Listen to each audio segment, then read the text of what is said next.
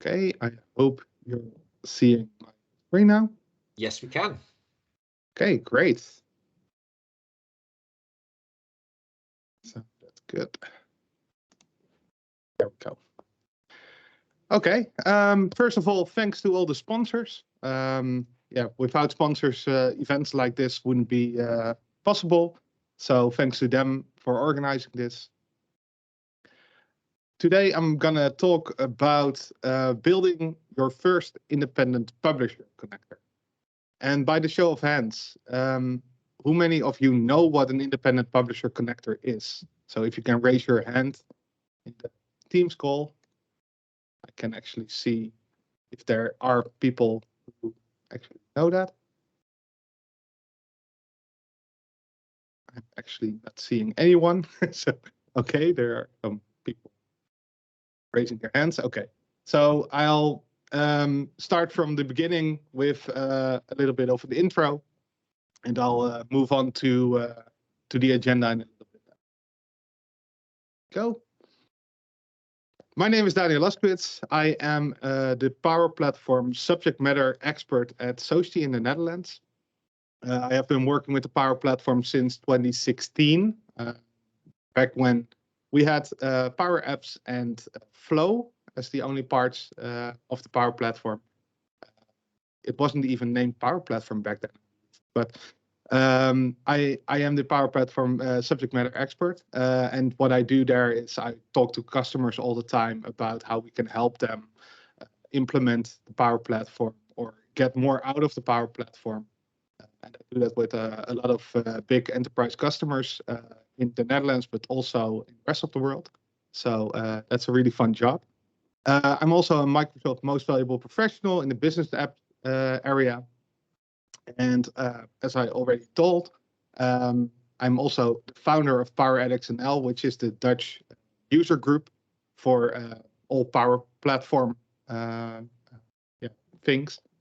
I'm also a YouTuber, so if you go to my YouTube channel, you can see a bunch of videos about Power Automate, Power Apps, custom connectors, etc. So yeah, that's enough about me.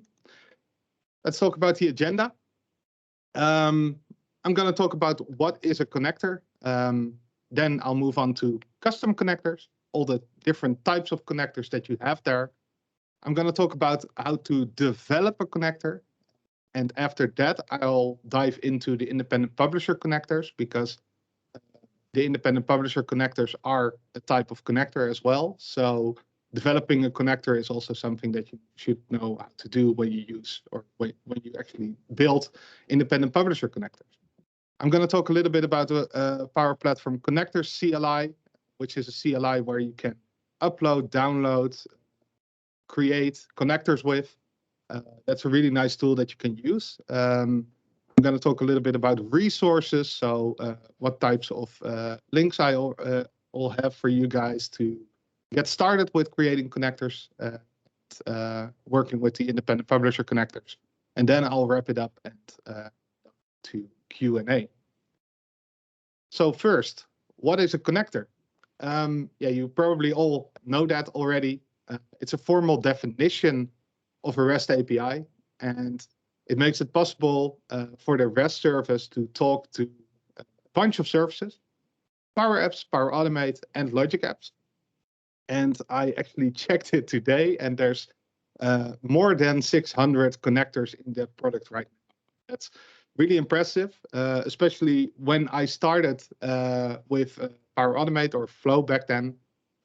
There were like, I believe, 12 connectors, something like that. And they have been growing ever since. At first, there were a lot of Microsoft connectors only. And after that, a lot of other services came in as well. And with the addition of the independent publisher connectors, it surged even more. So there's a lot more connectors as well. Why do you want to use custom connectors? So we already know the normal connectors, but the custom connectors are there as well. Custom connectors can be used to add services that are currently not supported. So for instance, if you have a service that doesn't have a connector, you can easily create a connector and connect to that service as well. If you have a service, for instance, that will connect, or you want to connect that to the Power Platform, and you don't want to enable that for everyone, it's really easy to have a custom connector as well. So if you have a private API that you want to enable for everybody in the Power Platform in your own company, then you can use a custom connector. Another thing that I always do is I also want to expand connectors that currently don't have the trigger or attribute I want. So for instance, if you have a Microsoft service, sometimes the API is further ahead than the connector is. Then I always use custom connector. You can also do that with HTTP, of course, but HTTP connectors, when you use that within a flow, if you do it for one flow, it's okay. For two flows, it's kind of annoying already. But if you use the multiple flows, you really want to go to custom connectors because HTTP is not really reusable if you enter all the data in there. So make sure to go to custom connectors if you want to reuse it multiple times. Custom connectors are pretty simple to build. They don't require a lot of coding. There is now a possibility to add custom code in a custom connector. And if you look at the definition of a custom connector, it's an open API file or Swagger file. And it is JSON in there. You don't really need to code, but JSON is officially it's not code, but a lot of people experience that it is code or it looks like code, and that's already enough to think it's a little bit of coding actually for me. You can build a connector using the wizard, what we are going to do in a little bit. You can also use a Postman collection. You can also start with Visual Code if you are really a diehard, or Notepad if you don't even want IntelliSense. But you can of course also build it from scratch just with Notepad, for instance. You can share custom connectors, of course, within your tenant. You can also download them and share them through other sources, for instance, via GitHub, for instance, or send it via an email. And that's also possible to certify it via GitHub. So if you have a connector, you own a service, for instance, you are the owner of some kind of API that you want to enable through Power Automate, Power Apps, for instance, you can get it certified through GitHub. And that will make sure that the connector will be available for everyone in the world. And that's a really interesting thing as well. So what type of connectors do we have? We have the custom connector. That was what I was already talking about. It has the API availability for public or private. So custom connector is the only connector type that is really handy to use private APIs.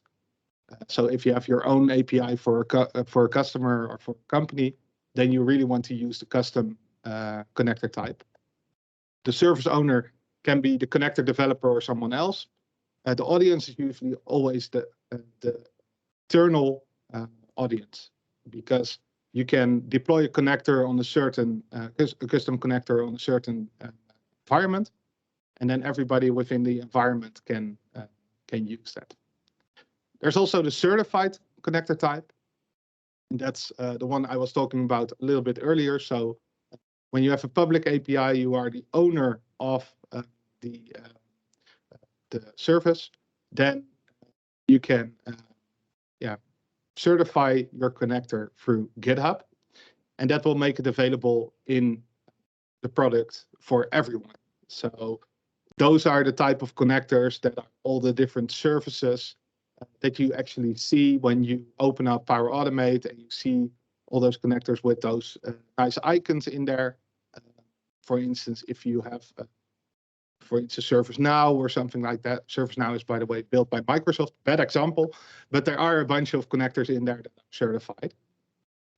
And the last, and that's actually the most recent one that got announced, that's the independent publisher connector type. And those are almost the same as certified, but there is one big difference, and that's the service owner. And that's, there's somebody else who can actually create a connector and publish that. With the certified connector type, it has to be the owner of the service that will publish that. So you can just create a custom connector for an independent publisher connector for a service that you don't own. So the independent publisher one can do that actually, but the certified one, if you are not the owner, you're not allowed to get a certified connector. For the independent publisher, that's different. So if you see a nice API that you want to use within an independent publisher connector, you can just create the connector and submit it to GitHub, to the Microsoft GitHub repo. And then whenever they approve it, then it will end up in the product. And that's really nice because there are a bunch of services that don't build a connector for the Power Platform. And with this independent publisher connector, it makes it easier for people to just create a connector and also make it available in every environment that's out there to have the independent publisher connector in those environments as well. So that's the big difference between all those different connector types. So how do you develop a connector? Well, there are a bunch of steps that you need to do. You need to read about the API or know the API you want to build the connector for. That's really important, and a lot of people really go through it really easily, but it's really nice that you read the docs about that API, because it can hurt you in a very bad way later on if you don't really look at the API really well. So that's one thing that you need to know. Then you can start in one of the products. So you can go to make.powerapps.com, for instance, and you can go to the Dataverse icon and then to custom connectors, for instance, or you can go through the solutions and create a new connector. Those options are there. For Power Automate, it's a little different because the Dataverse icon is not in there, but it's called data in there. So you can go to the menu data and then custom connectors, or go to the solutions there. And for Logic Apps, you can also deploy your connector through the Azure portal, for instance. Well, after you have started the creation of your connector, you need to set up the authentication. So if you have a connector that's an open connector, so for instance, it's an API that doesn't need authentication. That's one that we are going to use in this session, by the way. I'm going to demo that as well in a little bit. But the authentication needs to be set up. So you need to say, is it no authentication, OAuth, or something else? I'm going to come back to that later as well. Define the operations for your connector. Which different actions and triggers do you have within your connector? That's, of course, really important. Sometimes you need to define a lot of operations, and sometimes it's just a couple. You can combine certain operations as well. So we'll show that in a little bit later with the demo connector that we're going to use. But you can also hook in multiple operations into each other. An example of that is, for instance, a SharePoint connector. The SharePoint connector has a site field at most of the actions, where you can select the SharePoint site, and then it has the list or document library field as well, and that's also a thing where you can select your list or document library. And those two fields actually get filled by another action. So you have an action get all sites, you have an action get lists in a site or document libraries in a site, and those different operations, they are actually called behind the scenes. So whenever you add one of those actions, it will automatically call those different operations behind the scenes. Well, and after that, when you are done with defining all the operations for your connector, you need to save and test your connector, of course, because then you see all your operations were defined correctly or not. So read or know the API. You really need to look at all the API documentation. So when you have an API, I did, for instance, a Spotify connector, and that's one of those connectors where APIs that are actually documented really, really nice, and that makes it really easy for me as well, because I can just grab certain text, for instance. So the description here, get Spotify catalog information for a single album, for instance. I can just reuse that in my connector, and those will also show up in the products whenever I deploy my connector. So those are really, really nice to have. The good APIs have good documentations with samples, etc., which you can reuse. But there are also a bunch of connectors that don't. In this session, we are gonna develop our own connector, and that connector actually doesn't have a lot of documentation as well, so you need to write it yourself in all the different fields. But if they have a lot of documentation, it's good to all that. Then you start on one of the products. In this case, you see some screenshots about the custom connector creation experience. And that's actually in Power Automate or Power Apps, one of those. I think it's Power Automate if I see the blue color in there. So you can create from blank. So what you do then is just create from blank, and you have to fill everything in there. You can also start from an Azure service, so that you can, for instance, use, I believe it's Azure functions in there that you can use from the Azure service. You can also start with an open API file. That's the Swagger file. That's the definition of the connector that you can start from. You can also just enter a URL that points to an open API file.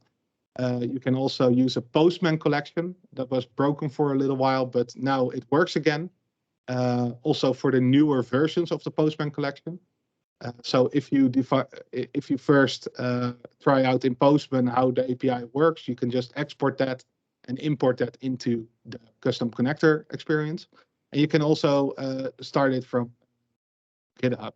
So if you do that, then you can use one of the custom connectors that's also in the Microsoft repository, where you can just use that connector as well. Setting up the authentication.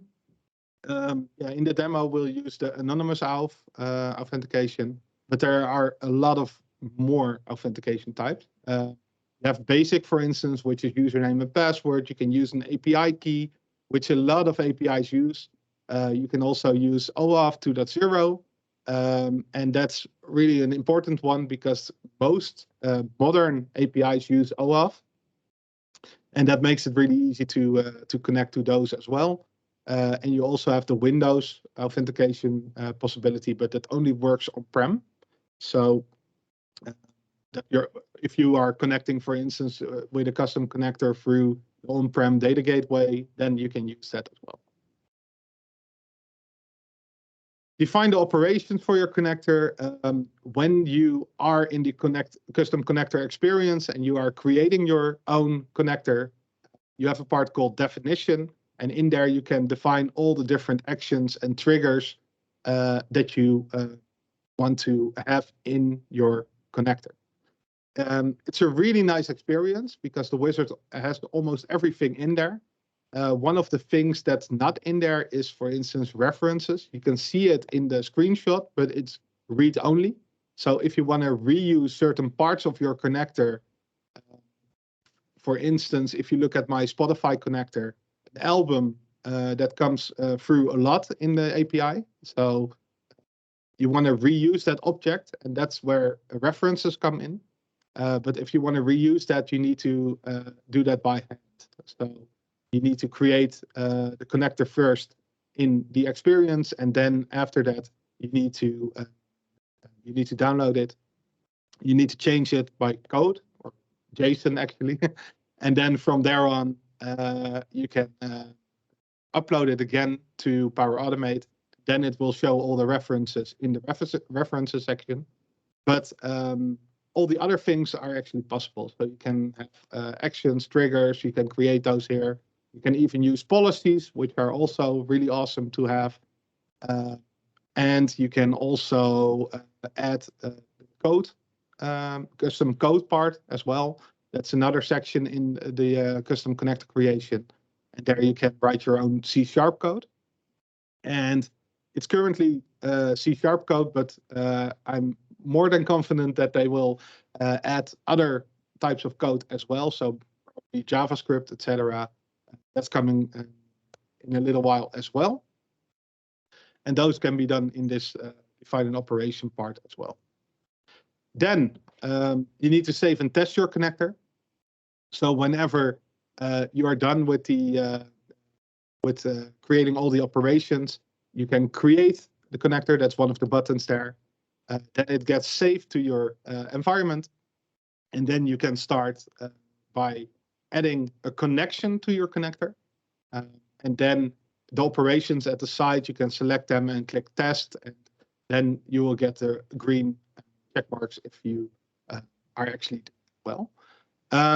You need to test it in multiple places because you can test it within the custom connector experience, but you can also test it, of course, in the Power Automate flow. And then you can really see how everything looks, because the testing in the custom connector part is actually a little bit technical. You can see it like that. It's a little bit more technical. You don't have all the fancy drop-down boxes, for instance. Also, if you use the dynamic schema, which I was talking about with the SharePoint connector, with the sites and the list, for instance, those things don't show up in the testing part in the custom connector experience, but they do show up in Power Automate, of course. So that's why you want to do both, because you can then actually see how a user will use your, or a baker will use your connector later on.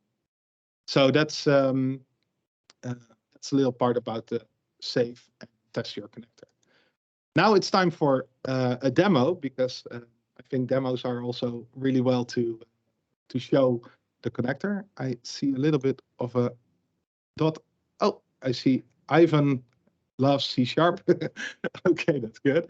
Yeah, let me stop sharing my PowerPoint and move on to the browser. Yeah, so for this demo, I'm gonna start creating a connector. I'm gonna use chucknorris.io, which is a free API where you can grab Chuck Norris facts. And it gives you a random joke when you call the API. It also has the possibility to retrieve a random Chuck Norris joke from a given category, and that's this endpoint.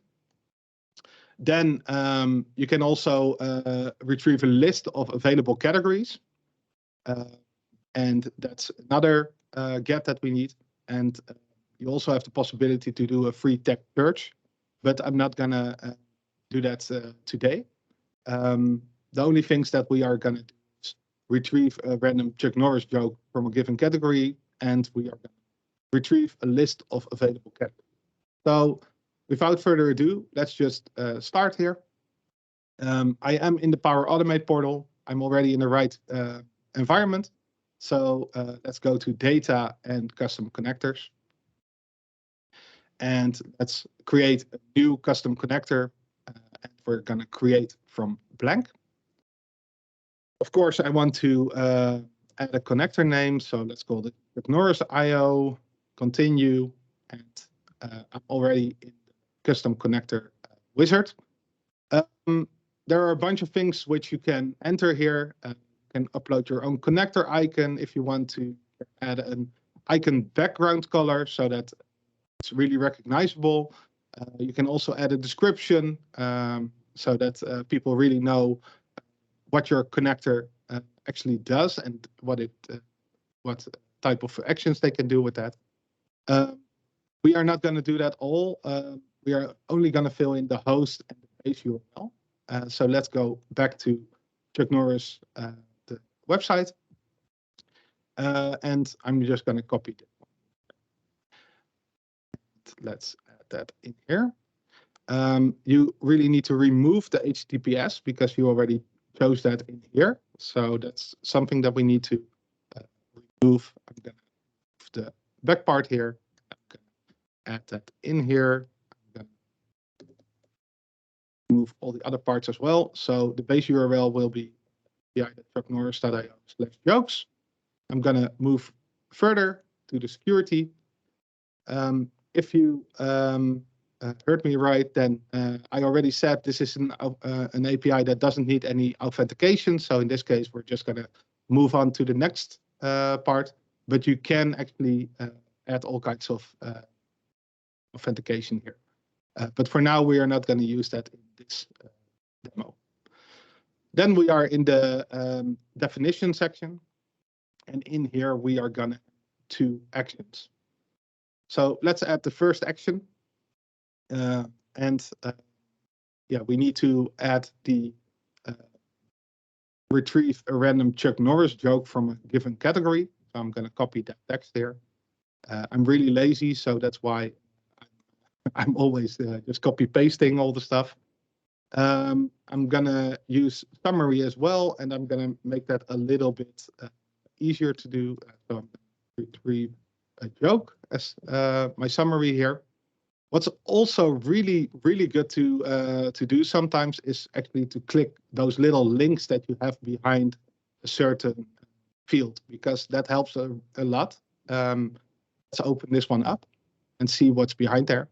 It actually links to the documentation, and it shows you where all the different fields appear.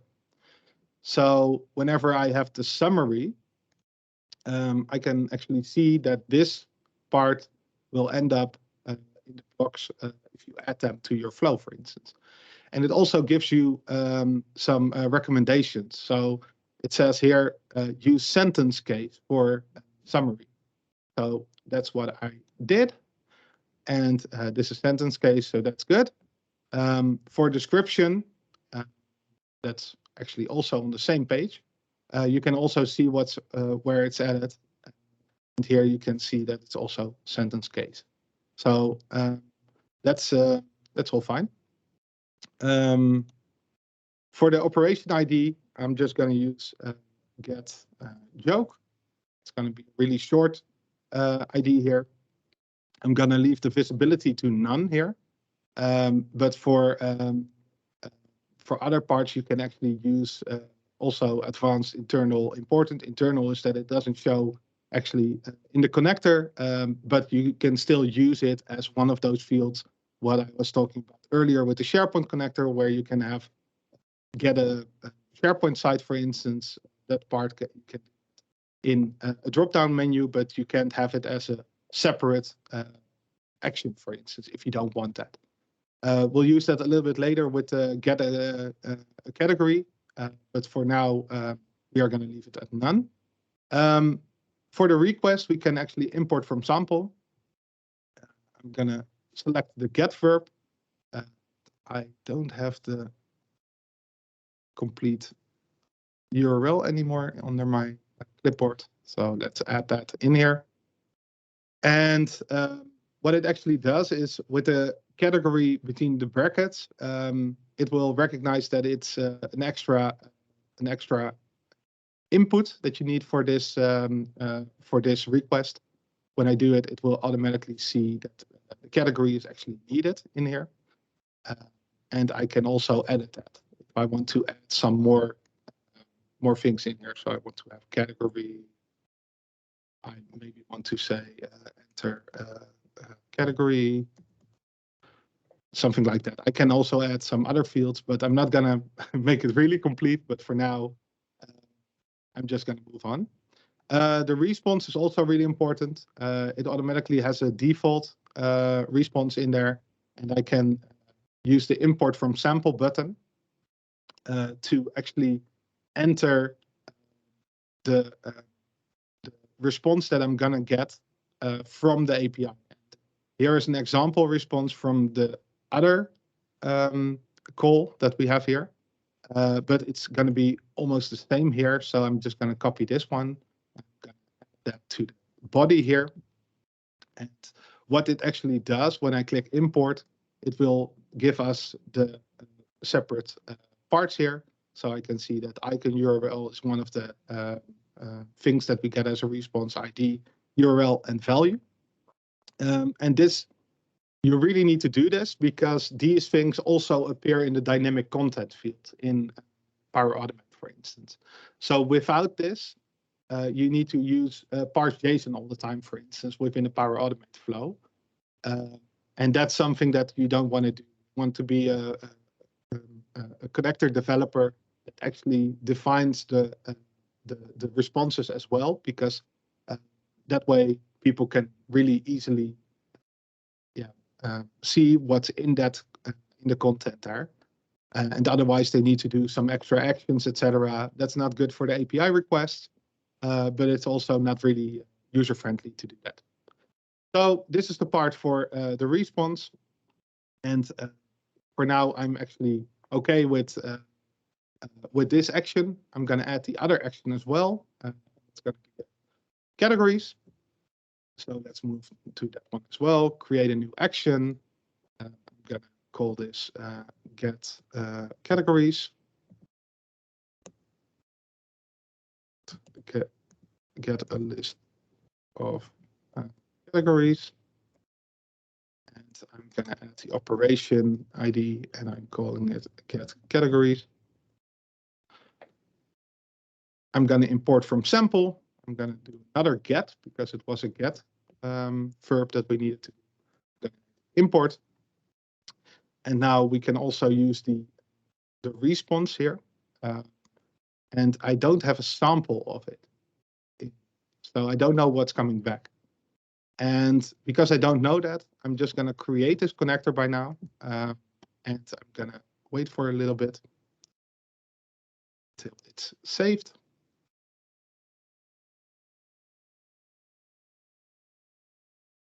Okay.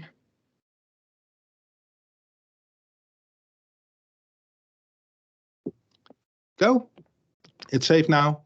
You also have the code section. We're not going to use that today, but you can upload your code or write it in here. It's really nice, but we're not going to use this in this demo. Then we are in the test part. I can create a new connection here. It will automatically create a new connection here. Then I don't have to enter anything. I don't have to log in because it's, of course, no authentication security here. Now I can actually try if this works. So I can test the operation, and we also get something back. And this is also what I said earlier. It's really a technical look and feel here. So you don't really see what's the nice look and feel for the user here. It's just really a technical thing that you see here. I can enter a category, but I don't know which categories there are.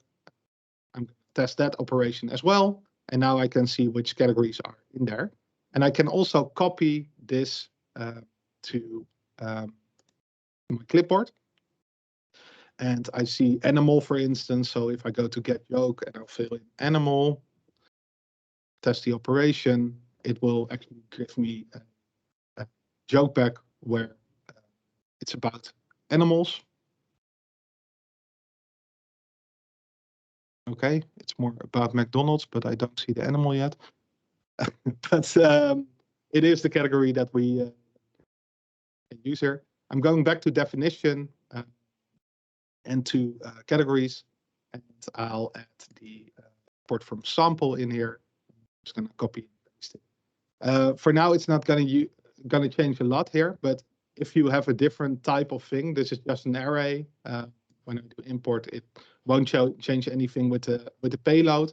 But if you have a really rich JSON response, then it will automatically put all the different fields that you get back. It will show that here. So that's the part about creating the connector. Now I also want to go to my flows. I want to create a new flow to test it as well. So let's call this flow Chuck. I'm going to select and manually trigger a flow trigger because that's awesome and it's really nice to test. I'm going to add a new action. I'm going to go to custom, select Chuck Norris. We have our two actions here. I can actually go to get categories. That doesn't have any inputs. It's correct. I go to custom Chuck Norris again and retrieve a joke. And I can enter a category here. Save this. I can just test it, see if it will run correctly. Go and my flow has run successfully. We can also see the outputs here. You can see all the different categories in here. And you can see that I had an input animal as category and the feedback in here as well. And get the URL back, for instance. And if we use that URL, for instance, you can actually see that it will show it on the website with that same joke.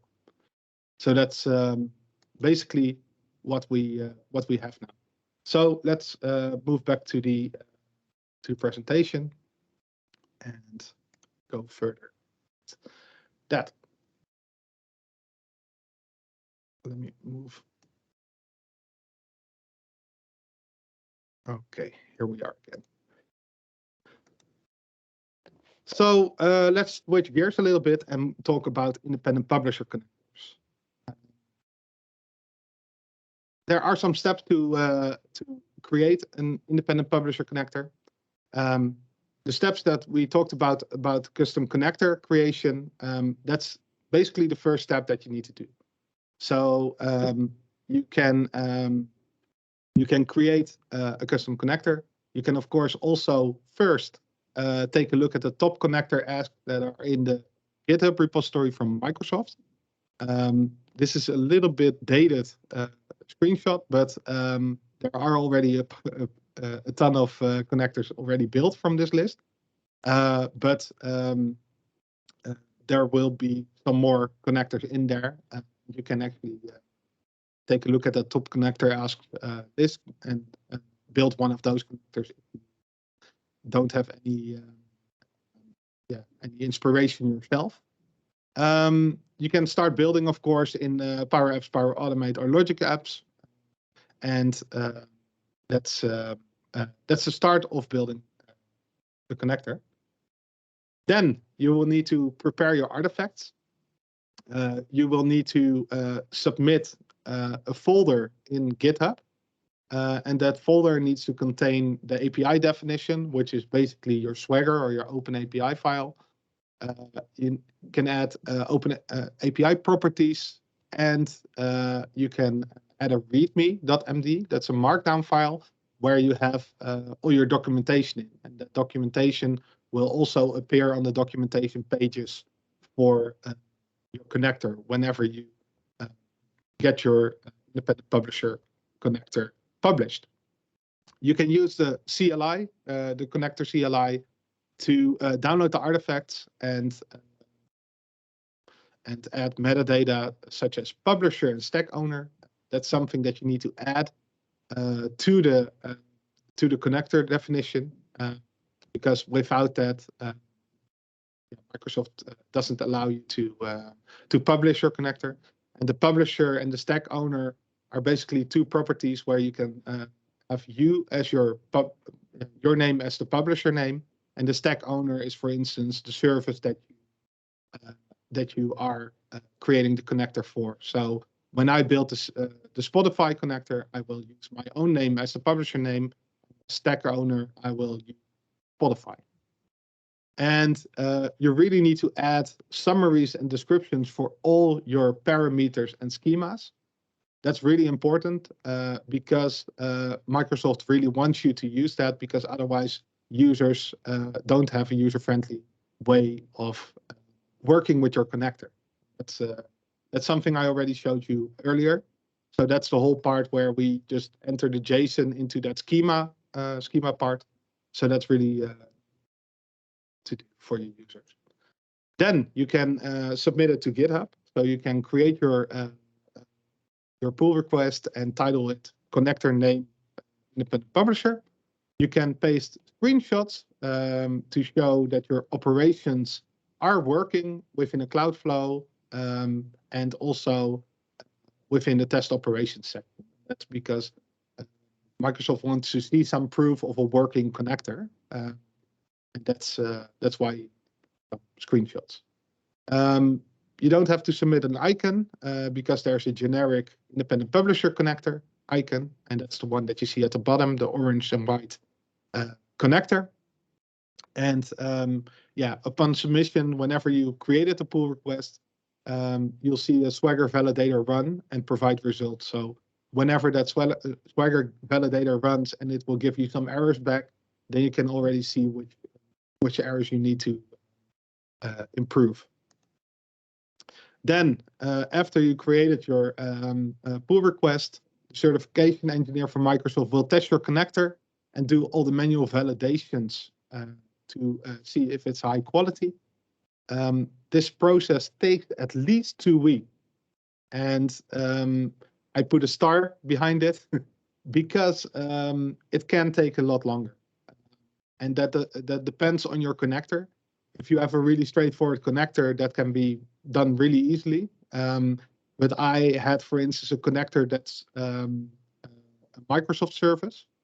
And it's a really special one because it uses the Power BI admin connector. And the Power BI admin connector is something that I want to have as a standard connector instead of a premium connector. And that's why it's taking a really long time to get through the process, actually. Yeah, you need to also look at the labels because then you know which status it is in. So validation phase is when the certification engineer is actually validating it.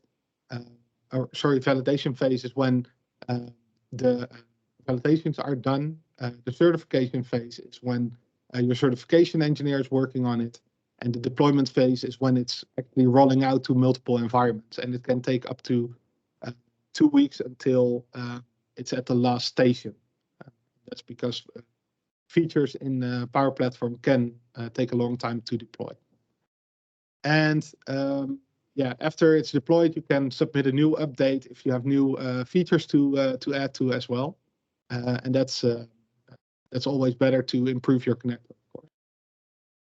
And then whenever it's deployed, of course, want to show off your connector because you can check it out in product, of course. You can create a flow with your custom connector or your independent publisher connector without having to deploy it. That's really cool. Of course, you want to also share that with people on LinkedIn and Twitter because then they will use it as well. There are blog posts, independent publisher connector blog posts released by Microsoft. So you'll get some fame from appearing on that as well. There's a monthly coffee chat as well. So if you are an independent publisher connector, you'll get invited to that as well. And you can talk to other publishers as well in there. There are opportunities to demo it. There's the PMP call from Microsoft, the Patterns and Practices call. It's every 2 weeks. And you can demo your connector there. And then other people will know about it as well. And there's also a YouTube recording, which you can do together with a team from Power Automate that will help you demo your video as well. And there's something pretty new, actually. You also have Credly badges for independent publisher, connector publisher. Wow, that's a lot of publisher. But there are some badges that you can earn. There are 1-star, 2-star, 3-star badges. I don't have a screenshot of the 3-star, by the way. But you can get those badges whenever you have, for instance, deployed one connector, created multiple connectors, or created one connector that's really heavily used, etc. So those kinds of things you can earn as well. And that's like some certification actually. And that's really cool to show off as well. So let's talk a little bit about Power Platform Connector CLI. The Power Platform Connector CLI is a CLI that helps you with downloading, creating, updating your connector. So it helps with the ALM story. And you can actually use the PACon login command to log in, of course. Then you can use download, create, or update to other things with your connector. And that's really nice because then you can just do it through PowerShell, for instance, and use that CLI to deploy your connector more easily than through the wizard. And I'll show you that a little bit later. The star behind update is there because it can sometimes take a long time to update your connector, and that has to do with the publishing mechanism. Because when you use PACon update, it will get deployed to your environment. But behind the scenes, there's API management behind there, and sometimes there's a kind of a mismatch between those, and it can take really long until your connector is updated. And that's why updating can take a really long time. And if you are developing your custom connector and you want to speed up the process, you can also create the same connector again, but then with a different name. Then you need to change it a little bit around, and that will bypass the whole caching issue. So that way you can save some time for yourself. So make sure to be aware of that. Okay, let's go and show how to download and update the connector through the CLI. I have the PACon CLI already installed. Let me just exit out of my presentation. So here we are. I already have it installed, so I can just type PACon login, and then it will give me a prompt where I can go to a page and enter code to authenticate. So let's open that page up. I can enter the code, go next, and then I can select my account or log in there. And I can select that I'm trying to sign in with the Azure CLI. That's what's being used behind the scenes. I can select continue, and then it already says you're logged in, you're signed in, so you can close this window. So let's do that and go back to my Windows terminal. Now I'm logged in, and now I can go to PACon download. When I enter that command, it will go look for all my environments on that tenant, and it will list all the different environments in there. It's taking a long time. Normally, it's not that slow. There we go. So you can see all my environments in here.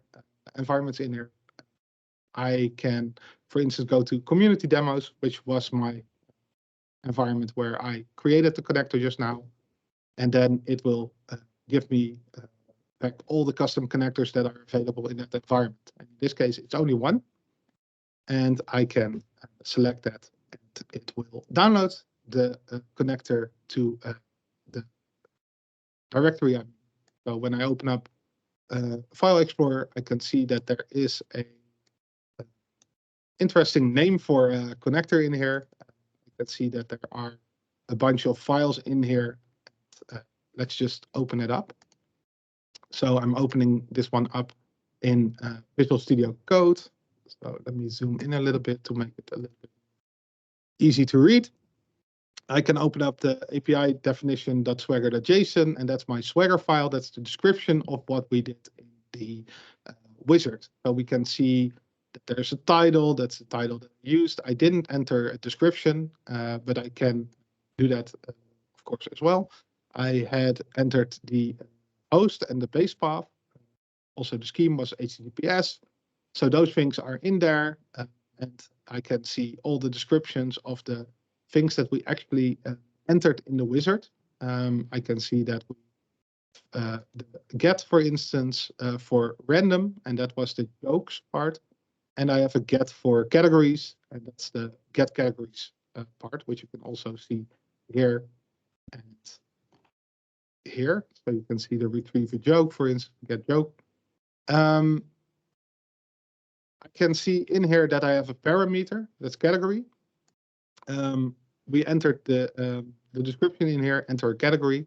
But what if I want to use the categories part, which we had, and we want to reuse that part inside of the category parameter, because we don't want to enter animal, for instance, in the category field. We just want to see all the available categories in there. We have something for that. Let me see if I can go there again. There is dynamic values. That's the part that you can use for that. And that's like the list that you can see in a dropdown, for instance. So remember, when we used our connector, we just had an input box where you can just enter animal. We'll change that now and make it a dropdown list where you can still enter a custom value, but you can also select one from the dropdown box.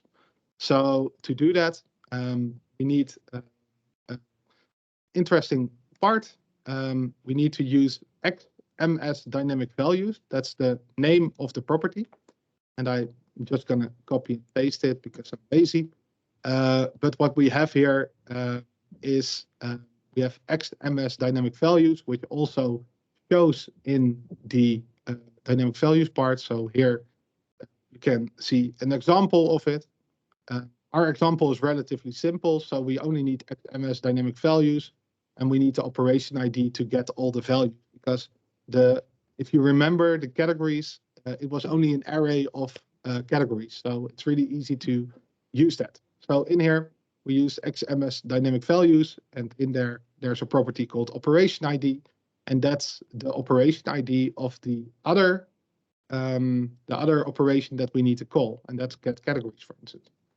So let me save that out, and now we can update our connector. And to do that, I'm really lazy. I'm just going to copy paste it for my notes. So is it going to work? Yeah, it's going to work. And I'm going to select community demos, and I'm going to, oh, does not exist. Hold on. Is there something wrong here? Oh, I need to, of course, go into the connector directory, and then I can use the PACon update. It's now gonna update the connector, and what we actually did was we did run the PACon update command, and we entered two properties in. API prop, that's the API properties file that we had inside of the connector that we downloaded, and we needed to add the API definition. That's the Swagger file that we just updated. So those two things, and you can also add environment ID and connector ID, for instance, already, but I didn't do that, and that's why I had to show the choices in the experience here. But you can actually also create one command and go on from there. So that's updating it. Let's go back to the flow to actually see how it will work. Oh, I just refreshed, and that's the new step. Let's open this one up and edit it. So here we are. And now we have the retrieve a joke, and now we have a magic dropdown. So we can just select sports, for instance, and we can also remove this step now. Save it, and then we can test the flow. And we have the retrieve a joke. So that's that's an inappropriate joke, but here yeah, that was kind of the story, with the categories in there. So let's go back to the presentation and wrap up because I'm almost out of time. So let's talk a little bit about resources. There's a bunch of links here. I'll share the slides later on as well. There's a lot of docs pages that are available in this resource slide. So make sure to check those out, especially the extend and open API definition. That's the most important one. I really like that one. And also the coding standards is also a good one because it has a lot of best practices in there, which you need to use for creating a custom connector. As a wrap up, make sure to check out the top connector asks on GitHub and pick one of those to start developing your own connector, your first connector. Make sure to test it really, really well and make sure to spread the word about custom connectors. Really cool. The independent publisher connectors are also really cool, so make sure to check that out as well. Q&A. I don't know if we have any time left. Ras? Hello, thank you, Daniel. Okay, we have one question. So we have time for one question. It is by Sunita, who's asked the question, how do we handle errors for Power Apps custom connectors? Is it possible for Power Automate custom connectors or Logic App custom connectors with normal error handling, but not too sure how to deal with errors when customer connector is used in Canvas apps directly? Okay, so you can actually use the standard error handling within Power Automate. You have a bunch of patterns that you can use. For instance, the try catch finally patterns that you can use to handle errors really well. The same goes for Canvas apps. Actually, if you want to catch all those errors, there are formulas for that to actually catch the errors and then handle those from there on. So yeah, it depends on which service you are using, how you can handle it. But for Power Automate, I would highly recommend using the try catch finally pattern. I believe Peter Veenstra has a really good blog about that. So make sure to check that one out. And for Canvas apps, I believe there's a function or formula for that. I can also share that later on in chat to help Sunita. That's awesome, Daniel. You've answered the question in many levels there. And Sunita, we will be having more sessions tomorrow. So I'm sure we'll be covering that also in depth tomorrow as well. So Daniel, is there any final announcements you'd like to make? No, that's about it. Thanks a lot for your attention, and I hope you're having a great event. And yeah, enjoy the rest of it. Thank you, Daniel. So Daniel, please feel free to share your social media and blog details so that the community can keep up to date with all the stuff that you're doing. Sure. Thanks, Daniel. Always great to have Daniel. Daniel is also one of the legends of Power Automate. Really, really a great pleasure to have him here today. Always sharing the latest information. So we're on to this is actually going to be the final session of the day, guys, actually, because I've just heard from the last speaker. A lot of people getting ill with COVID lately, aren't they? So I've noticed that a lot of people are getting ill with COVID. So